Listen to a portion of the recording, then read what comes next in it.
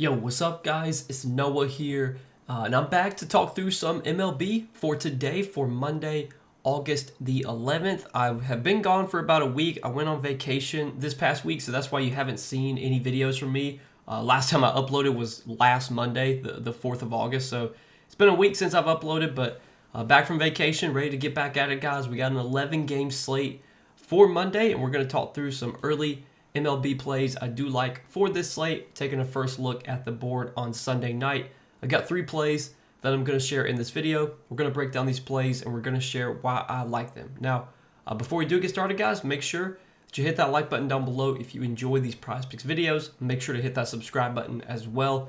And if you guys are new to the channel and if you are new to Prizepicks, if you don't have a Prizepicks account, make sure to go sign up. Use that promo code NOAH when you do sign up for Prizepicks with my promo code and play your first $5 lineup. You're going to get $50 worth of free lineups instantly added to your account. That's an easy way to kickstart your bankroll on Prizepicks. Use the free lineups that they give you. Hopefully you'll win some money off those free lineups. You can build up that bankroll. And again, if you guys don't have an account over there, use that code NOAH when you do sign up. And then also I want to give a quick shout out to Sleeper, because we do have a partnership with Sleeper as well.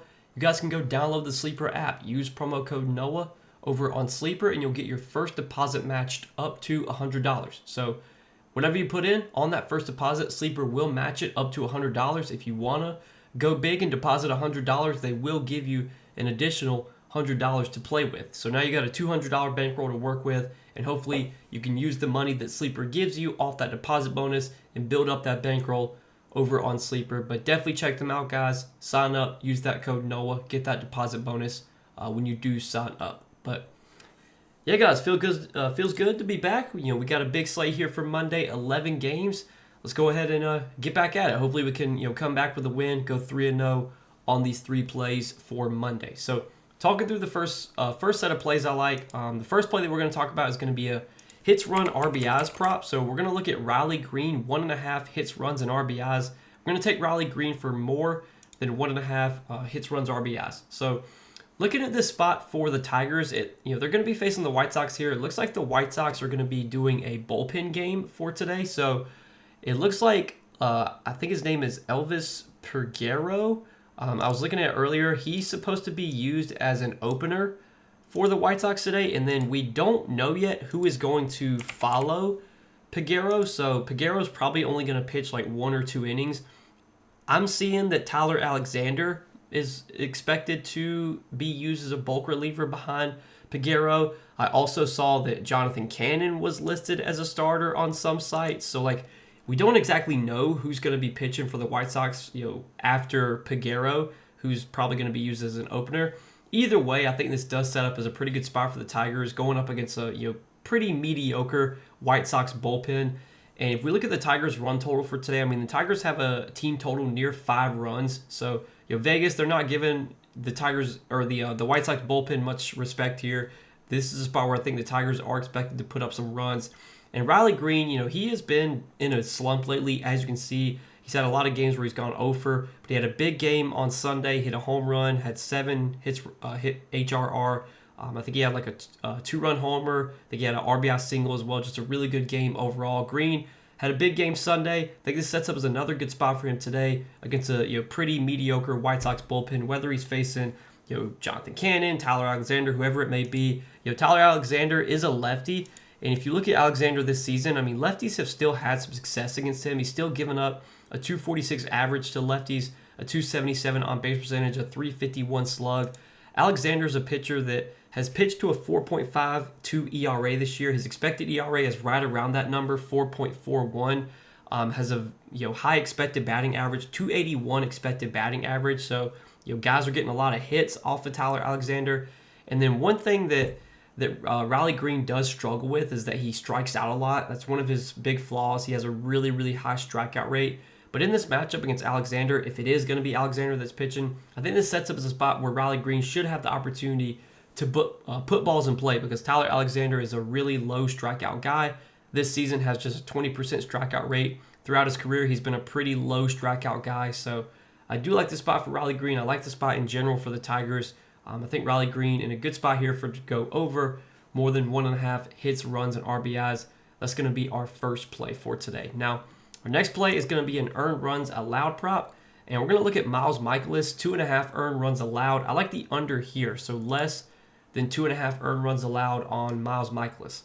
And if you look at Michaelis' his recent games lately, he's gone under this line now in 2 of his last 5 starts. 3 of his last 5 starts he's gone under. Only gave up 0 runs to the Nationals. Then he did give up 5 runs to the Diamondbacks, but then 0 runs to the Padres, 2 runs to the Marlins, and then in his last start did give up 5 runs, but that was a very difficult matchup against the Dodgers. We know the Dodgers are one of the best offenses in the league.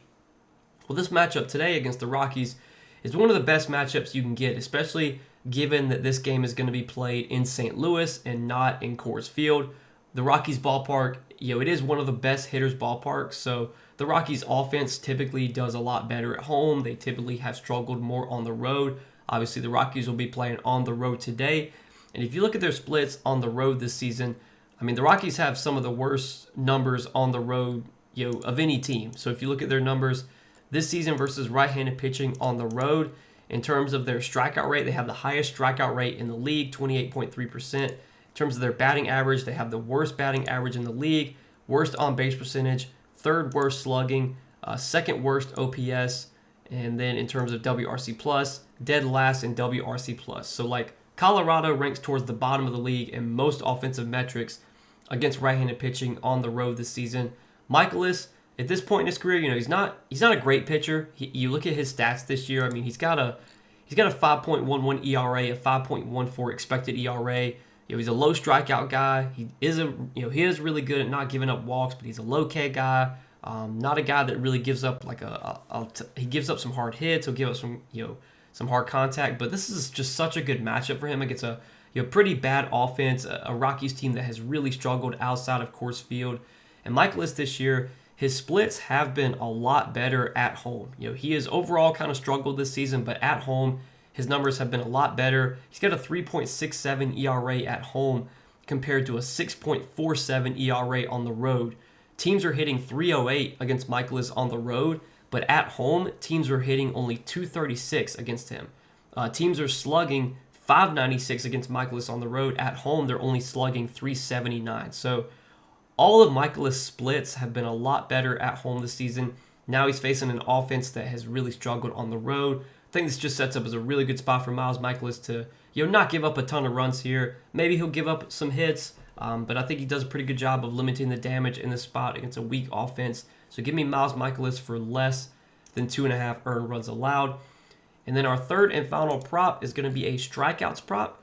And we're going to take Jeffrey Springs for more than 4.5 strikeouts. Now, Jeffrey Springs been racking up the Ks lately. As you can see, based off his game log, had 5 Ks against the Blue Jays, difficult matchup. Had 4 Ks against Cleveland, just went under this line, lost by the hook. Had 5 Ks against Houston, not the easiest matchup. Had 7 against Seattle, 5 against Washington. Springs has really shown the strikeout stuff lately. And if you look at his splits this season, his strikeout rate is only 19.7%, which ranks in the 31st percentile, so below league average. However, his chase rate and his whiff rate are a little bit higher. He ranks in the 50th percentile in whiff percentage, 51st percentile in chase percentage. So with those type of whiff metrics, chase metrics, I think Springs has gotten a little bit unlucky to have just a 19.7% strikeout rate this year. I think his strikeout rate should be more around that 21 to 22% mark. Throughout his career, Jeffrey Springs has been a pretty good strikeout pitcher. He's been injured a lot in his career, which I think injuries have definitely derailed him a little bit. But man, this is a guy that has had in 2021 he had a 35% K rate. In 2020 he had a 28% K rate. He had a 26% K rate in 2022. Very small sample, but he had a 43% K rate in 2023. Had a 26% K rate last season. He's typically been a 25 to 26% strikeout rate guy. This season, he has the lowest strikeout rate of his career. That could definitely be injuries that have maybe caused that. Maybe it's just because he's been, pitching more. I think he's thrown the most pitches this season than he has in his entire career. So maybe that's one of the reasons his strikeout stuff is kind of, diminished a little bit this season. But as of late, the strikeout stuff has started to kind of come back for Springs. As you can see, 5 Ks in 4 of his last 5 starts.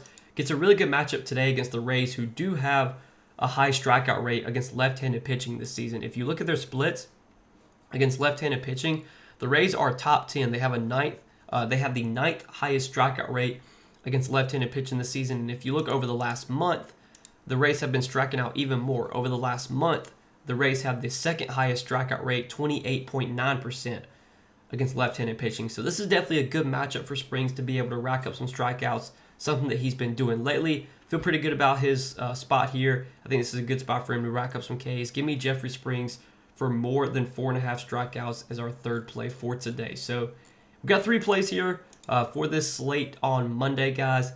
As always, appreciate your support. Appreciate you guys watching these Prizepicks videos. I know I was gone for a week. Went on vacation, like I said, but I'm back, ready to get back at it, man. I got an 11-game slate for Monday, and I got 3 plays I like for this Monday slate. Let's see if we can go 3-0 and hit all 3 of these plays. But again, guys, appreciate you watching. Hit that like button for me. Hit that subscribe button as well. And if you guys are new to the channel, and if you are new to Prizepicks, make sure to go sign up for Prizepicks. Use that promo code NOAH. Get those $50 worth of free lineups when you do play your first $5 lineup. But good luck, guys. Let's win some money tonight, and I will see you guys in the next video.